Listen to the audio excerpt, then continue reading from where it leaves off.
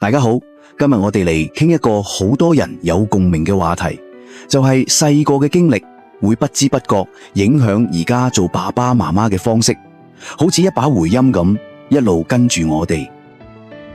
你有冇試過同仔女相處嘅某個瞬間，突然口快快講出一句說話，講完先發現呢句正係我細個最憎爸爸媽媽講嘅說話，然後心入邊噔一聲，驚覺自己竟然同爸爸媽媽一模一樣。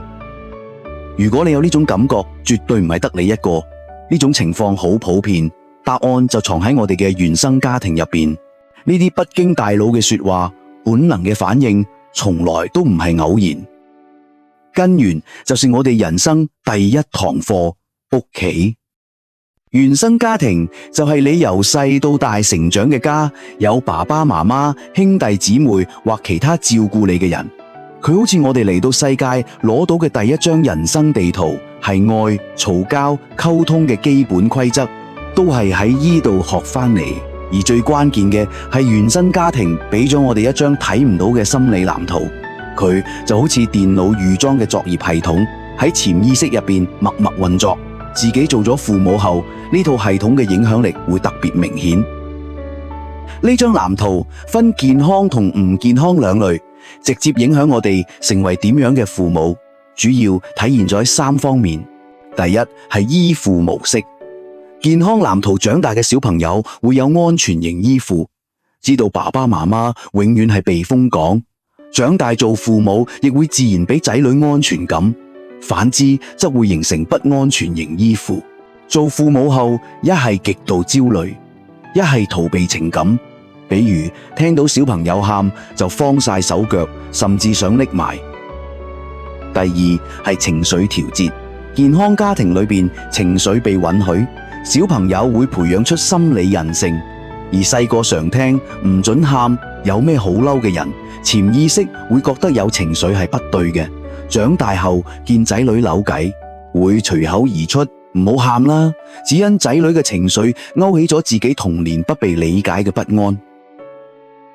第三係自我形象，童年被無條件接納嘅孩子會有穩固自信，對仔女亦更包容。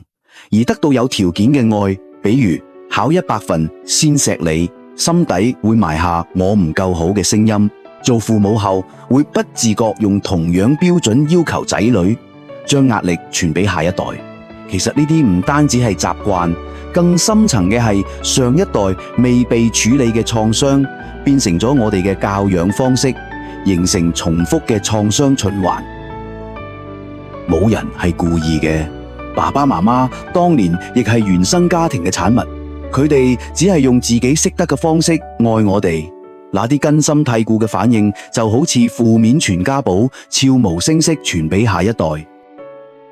聽到呢度，可能大家心情會沉重，但過去嘅事改變唔到，卻不代表要一直重複循環。我哋每個人都可以為自己同仔女重寫家庭劇本，但要記住，回望原生家庭，從唔係為咗怪責，爸爸媽媽都係盡力而為。我哋嘅真正目的係獲得自由，不再被過去嘅自動反應綁架，有意識選擇做一個點樣嘅父母。打破呢個循環，其實只有3個步驟。第一步係覺察，呢個係改變爸爸媽媽嘅起點，要好似偵探一樣觀察自己，發現重複嘅行為模式。當意識到我又陷入舊嘅模式啦，改變就開始啦。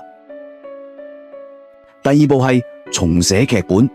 當舊模式要發作嘅時候，比如想大聲鬧仔女，一定要按暫停鍵，深呼吸，平復情緒，選擇不一樣嘅回應，比如用你係唔係好唔開心啊，代替唔准喊。第三步係創造新嘅經驗，改變唔係一朝一夕，要係每次同仔女嘅相處中練習新方式，用包容面對情緒，用溝通代替責罵，讓新經驗慢慢取代舊嘅潛意識模式。完成呢3步就係一次重要嘅轉變。我哋不再係被動嘅受害者，而是主動書寫家庭故事嘅人。最後整理幾個重點：第一，覺察永遠係改變嘅第一步；第二，分辨自己嘅反應係為咗保護過去嘅自己，抑或符合仔女嘅需求；第三，在刺激同回應之間留一個選擇嘅空檔。最後，相信同仔女之間嘅愛有強大嘅療愈力量。愛仔女嘅同時，亦都係治愈自己。我想留一個問題俾大家：為咗仔女，亦為咗自己，你今日準備畫一張點樣嘅全新家庭藍圖呢？改變從來都唔遲，無論你剛做父母，亦或已經同仔女相處多年，只要學會覺察、選擇、創造新經驗，就能夠打破創傷循環，為自己同仔女開啟全新嘅家庭故事。今日關於原生家庭同親子教養嘅話題就講到呢度，多謝大家。